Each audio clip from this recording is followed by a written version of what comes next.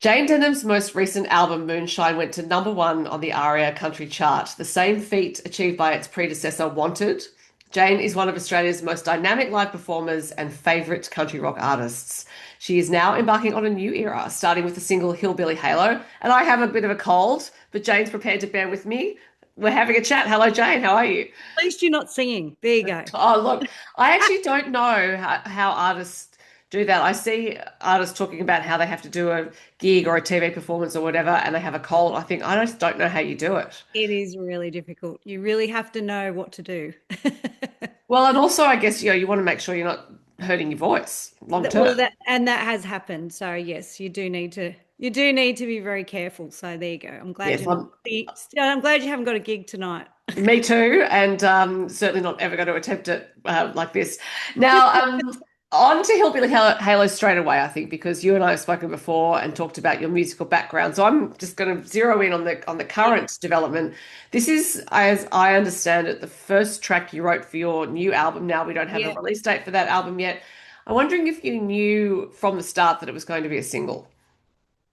I did, but it was funny because the story is that I got to meet my producer, Marti Frederiksen. And for those of you who don't know who he is, he's worked with Aerosmith, he's worked with Carrie Underwood, he's produced and written hit songs for both of those, plus Faith Hill, Sheryl Crow, Def Leppard. So he's got that real country and rock lane fairly nailed. Uh, Hmm. and that's why he's able to do both. So my management said, Jane, we want you to meet this guy, Marty Frederickson. He's agreed to have a meeting. So we met and he said, look, I think what you've done is really great. Obviously, looking back on what I've done, he said, how about we do one song and that's it. And like that will basically let him and myself decide if we want to do any more songs. So I thought, right, got to be on my A game here. So we wrote this song, Hillbilly Halo, and with Kylie Sackley. And because she's Australian too, that was really cool. He said, let's get Kylie Sackley in because she'll understand you and not my English, just my culture. Yeah, yeah. Probably more what I mean by that. And yeah, so anyway, then we wrote this song, we recorded it. And I was like, yep, thinking it could be the only one I do with him. Right. And so I thought, yeah, it has to be a single because I love the song anyway. And we wrote it because he said, your record, your songs need to be anthemic for a big crowd, like stadium. Mhm. Let's write and produce so that when it's live, it totally nails and kicks it out of the park. So Yeah. I did know pretty much straight away it was going to be a single, but I had no idea that I was going to end up doing more than one song, which I have. So I'm pretty excited about that. Yeah. Well, it's a lot of pressure, isn't it? The stakes are very, very Yeah. high when you have a producer saying we could be Right. one and done. Right, exactly. And I at first I was like, oh, okay. And then I was like, that is actually really smart. Yeah. Because if you don't get along or you don't gel or you don't know each other when you have a quick meeting. So it was actually really good and we really enjoyed working together in the studio. And he said, yeah, all right, I'll do another three. So flew back out. So I ended up spending 2 months in Nashville last year recording the record. Okay. Yeah, it was crazy. So I went over 3 times, went over, did another 3 songs. And then by the end of that, he said, let's do the whole record. So yeah, it was great. It was really, really good. And I think that's the thing. Like a producer like him can produce anyone, but I think at his level of producing and all the accolades he's got, he'll only really work on things he's really excited about. Mhm. For me, that was like really, really, such a thrill because I just never thought that he would see, I can work with this girl, I can do something different. You know what Mm. I'm saying? Because no producer wants to do the same thing the same way. So to have an artist like me who's got a different voice, and he said, that's where I'm excited. I want to work with your voice. So Mm. yeah. So I never dreamt in my wildest dreams that I would be working with such a legend, but it was a lot of fun. Well, he may well be saying the same thing about you, Jane. You just don't know. 'Cause, Well, I did ask him what Australians have you worked with, and it was In Excess, and I can't think who the other one was. He'd only ever worked with two. And I'm like, yeah, because In Excess, Jane Denham. you It's have to like, claim that space, Jane. I'm I I'm am saying this increasingly more. exactly. And here's the funny part. I actually wrote a song with Andrew Farris for the record with Marty. So there, I had no one knows that yet. So you're Right. the first to hear it. So, Okay. it helped that they'd worked together before. Well, yes, and and Andrew is a great songwriter too. But I'm just saying, I think Australians in particular can feel like we can't claim that space because of tall poppy syndrome and cultural Right. cringe as well. We feel like, oh, Yeah.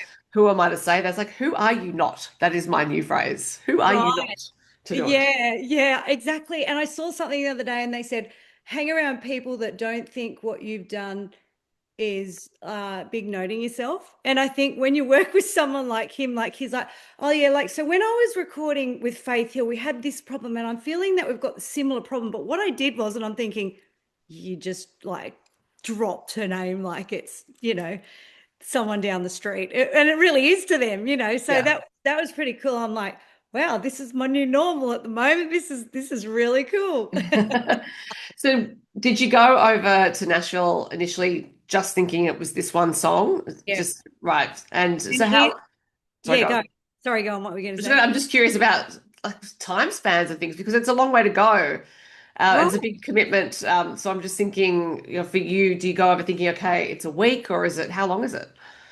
Well, I went over there for 3 weeks Mhm. and I literally was songwriting because I knew what my album was going to be called at that stage. I knew what the vibe was going to be.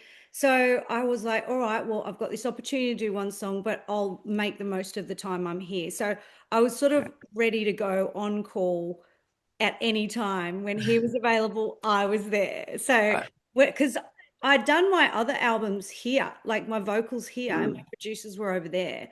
Calamity, the album I did in Nashville, and I loved working with Brian White on my vocals over there. But Mel, my producer, said, Jayne, he will not want to not have you in the studio to push you. And to be Mm. totally honest, that's what happened, even with Hillbilly Halo. Because a lot of people say to me, um, "Oh, you sound better live," and I'm like, "Well, that's really not a compliment." Because you know what I mean? It's like, well, hang on, that means we haven't got that performance on a record. Does that make Yeah. sense? So, Yeah. and Mel said, I want him to push you so we can get that, whatever it is that you do when you're on stage, that you, whatever, I don't even know how or Mhm. what I do, but obviously, I don't think I've ever captured that on a record. So he really did push me. So I was ready, but I kept songwriting and knowing this could be it, might be the only time I get to work with him, but I just made the most of it. I mean, I've been going there for over 10 years now, so I do have a lot of songwriters I've worked with on all of my records, from Phil Barton, Brian White, Jerry Sally. So I just ring them all up and say, hey, I'm here. Let's go. So, So, given that you have been quite frequently, for anyone who is visiting Nashville for the first time, do you have tips on like, your favorites, places to go, that kind of thing? oh, yeah, look, I've been to so many parts of America too when I've been on tour, which is really good. But Nashville in particular is just such a beautiful town. It's changed a lot, unfortunately, over the last 10 years. A lot of the little writing houses that I saw when I got there don't really exist anymore. But I would encourage anyone to go and see what's left, Right. because it really, the show Nashville really isn't like that's what it's like now. It was when I first Mm. started going over there, but there's a lot of high rises. But there's just downtown Nashville's just a vibe. You've been there, haven't you? So Yeah. yeah, so yeah, that's just a real vibe to go and see what that's all about. But it's a bit like Vegas now, I must say. It's a Right. Nashville Vegas, if you ask me. Um, but there's some beautiful parts of Nashville that go up into the hills, and yeah, it's a beautiful place, especially in summer. In winter, it's the weirdest thing because in Australia we still have leaves on our trees. Over there, they don't. So it's very Right. strange. I'm like, what happened to the leaves? Yeah. Also, the Yeah. climate in winter there is just gets so cold. So, What I did notice when I was there was actually no birds. I'm so used to having oh the chorus here, and I was like, "Oh, it's so quiet. What's going on? Oh, no no, birds." this is a funny story. My manager was in Nashville, came over to Australia, and woke up here, nearly had a heart attack because in Nashville, all you hear is this tweet, tweet, tweet, Yeah. tweet, and in Australia, it's like rah, and she's like, it's like Jurassic Park, and it was like just our morning birds, kookaburras. We do live in a zoo, and also yes, because birds are technically dinosaurs, it is like Jurassic Park. So, It's like Jurassic Park. Yeah.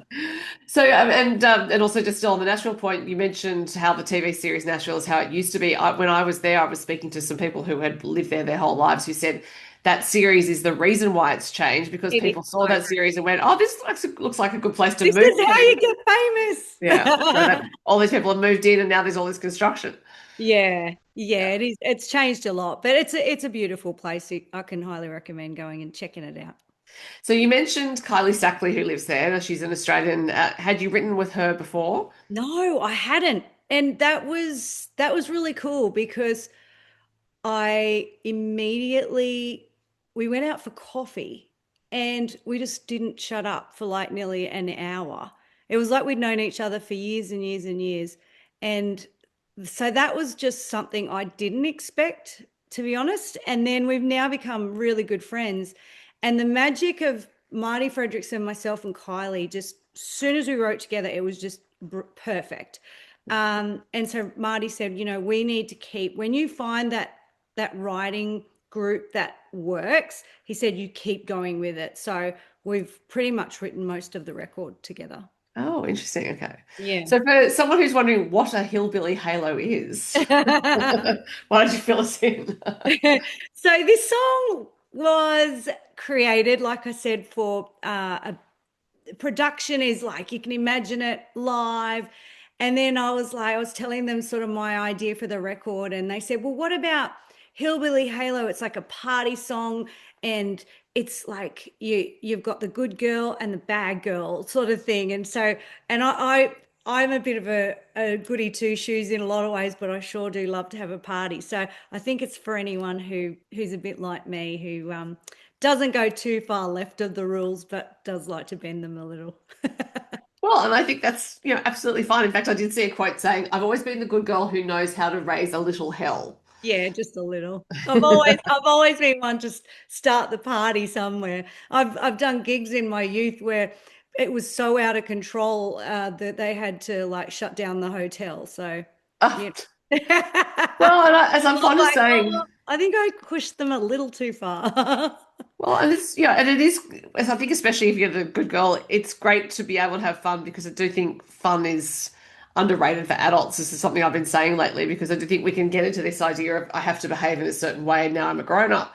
But then there's no fun to be had, and then no fun means people just aren't having such a good time. Right, exactly. Nah, well, hopefully this song will help people break that mold.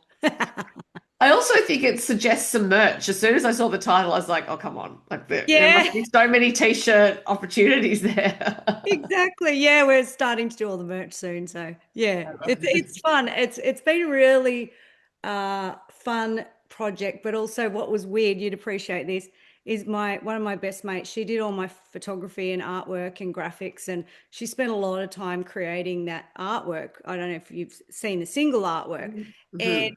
it was really weird because people thought it was AI. I And I think was that's the like, issue these days is a lot of people are just going to default to thinking that. really bad. I'm like, so I'm making her do a video because again, we were able to create this really cool piece of art because of the title. So if anyone's seen it, there's a shadow of myself. So I'm the bad girl and the shadow good girl with the halos on the wall. And the white shadow is actually a photo of me that she's turned white. So it's very Yeah. clever.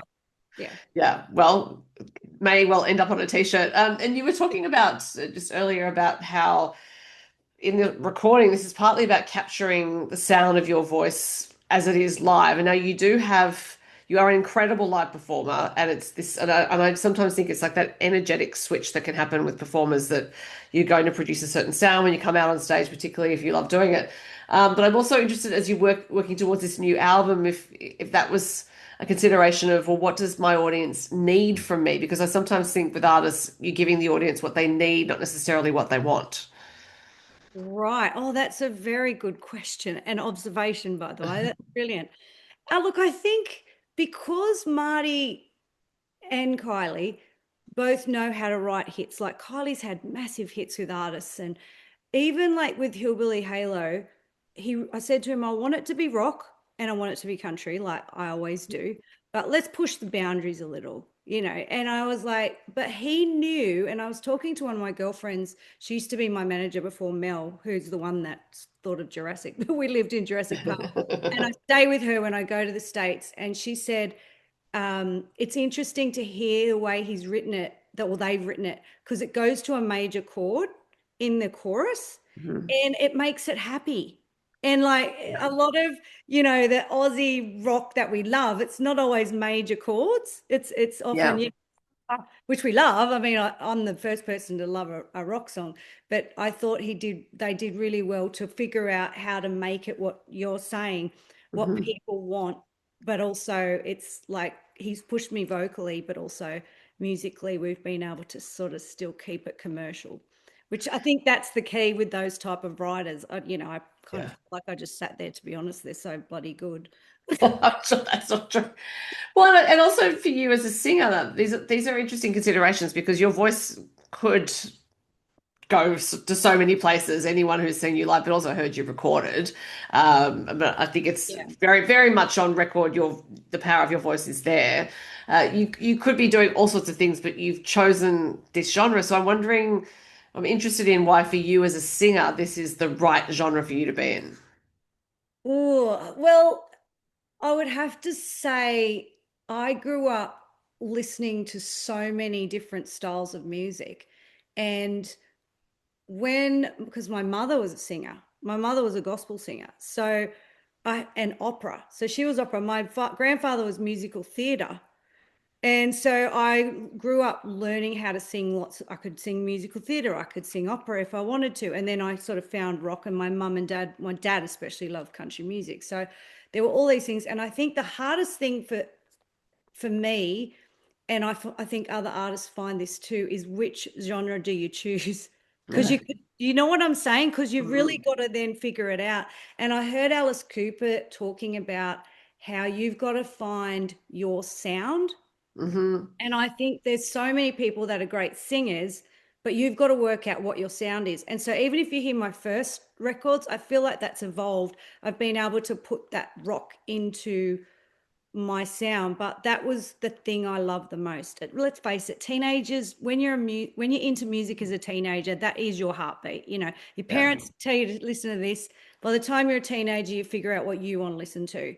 And Ann Wilson from Heart, I discovered and just went, oh my God, she's my hero. And my poor neighbors and family heard me belting out those songs. And I think, like, if someone's a Casey Chambers fan, they learn to sing like Casey Chambers. Yeah. But then as an artist, we don't need another Casey Chambers. You then got to figure out what is Yeah. your sound. And Alice Cooper actually said he spent a lot of time practicing with his band to get what is the Alice Cooper sound. And you can actually do that because it's an instrument. Yeah. Does that make sense? That you can make it Yeah. sound pure and beautiful. It can make it sound really sexy or gravel or whatever that is. And I think I just sort of found what I love the most. And it's funny because over my career, some people go, "Oh, you sound like Ann Wilson." I'm like, "Can I kiss your feet?" Like, so it's funny though because I also have a country sort of tone in there too. Again, from growing up singing country music at home. So, yeah, I think you just find your niche and go with that, which I think working with Marty again was really good because he figured out I could do a lot of different things. So he pushed me in places I didn't think I'd go with my vocals, and he just kept putting up the key. And there's Right. one song, and I'm like, holy cow. And I'm like, in myself, I'm going, holy cow, how am I going to do it? And I'm like, yeah, I can do this, sure. And then I sang it, and it was really weird because he said, I just want to try it in this key.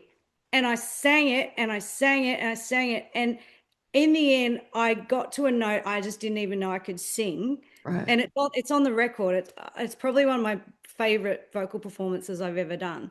And it was just crazy because he was conducting me to sing. He's like, do this. And then I'm like, okay. And then I'm like, oh God, I don't know. And then so I just followed his hand. And then he's like, this and this and this. And then I sang it. But because it was he put the key up so high, the desperation in my voice actually matched the lyric. And I Right. was like, okay, this is amazing. And that's where I can really see why they said, we want you to work with Marti because he's probably Right. one of, the best vocal coaches Got it. really in a studio. And I've never really experienced that. Brian White definitely was like that as well, but I feel like this is different again. I think because he's come from that rock world, but then he's worked with people like Faith Hill, for instance, who's got a very different voice to Steve Tyler. Well, and it's also working with a producer who does understand that it's an instrument and also can probably hear things that maybe other Right. producers haven't heard, is why they haven't pushed you to it. As in, and that's not about you, that's more about them and their ear. But I do think I'm a big fan of singers, as in like singing as an art form, singing as a separate art form to songwriting. I think in the era of singer-songwriters, sometimes we focus very much on the songwriters and even though culturally we know that the great singers like Ella Fitzgerald and Frank Sinatra, people like that, we still hold them up as great singers. I think in contemporary music we can forget just how important to humans singing is, and it's the singer's voice that will make the hairs on the back of your neck stand up. Absolutely. And I actually sent a message to my team this week because Dave had the TV on and Whitney Houston, I Will Always Love You came on. And you like you say, you get goosebumps every time you hear her vocal performance. And I texted them and I said, you can quote me on this. There's a difference between a singer and an artist. Sorry, Yeah. I can't remember the exact wording I said, but there's a difference between a great singer and there's a difference between a singer who's an artist, because she created a vocal performance that we all try to copy. Yeah. Does that make sense? Like you think of how many, Yes. and I think it was because Guy Sebastian's son that was singing it. I think that was the song. Right. And I was like, oh my God, that's amazing. But without her creating that melody and that vocal performance, we wouldn't have those. And you hold the note on here and you put vibrato here and Mm. and I think that's where someone like Marti really can push. I mean, I've still got to be able to sing it and put in all the bits that I know too, but yeah, that was really quite. I said, I think I've gone to the Marti Frederiksen vocal masterclass. But it's great because, like, as an artist, you want someone to push you, and he knew he Yeah. could. So he said, yeah, it was really fun. And he said to my management, he really enjoyed working with me in the studio because I've been singing in studio since I was 14 and that's all I know. But I think you don't realize what you know until you're working with someone like that. And they're like, wow, you're really fast in a studio. I'm like, I am. Like, I got nothing to compare it to. Yeah. So that was really nice. Yeah. Well, and also a treat for someone like that to have an instrument to work with, to actually think, oh, this will be interesting. Let's see what can happen. Because it's not about flipping a switch and oh, you can get to that note. He would have known you could have got to that range. Right. What he's pushing you to do is find it somewhere deeper inside yourself in that place that Exactly. has no location that has to bring it out. Right. And it adds the emotion that I think as a great singer, it's easy just to hit the notes. But are you adding the desperateness in the sound that actually matches the lyric and like all that sort of stuff was really, really good. Yeah. Well, see, now you've whetted our appetite for the album. We're not going to be able to hear this for a while. Yeah, But well, I'm guessing you have the next single planned and looking ahead to a schedule like that. yeah, so we're actually going to do the style of rollout where we drop a new single every 4 weeks. So Okay. if people want to hear the record, just follow along in socials and newsletters and stuff, and we'll let you know. But yeah, by the time we're going to drop the album in January. So by then, most of the record you will know. So that by the time we drop the last bit, we'll be ready to put on a big show and you can come and sing along. If, Fantastic. if, Well, if you can hit that high note, maybe not. But that's okay. I'll do it. I'll do yes, it. I think I'd rather listen to you sing it than me attempt to sing it. Well, Jane, the current single is Hillbilly Halo. I'm very much looking forward to hearing what comes next. Great to talk to you. Thanks for your Thank time. you so much. See you, Sophie.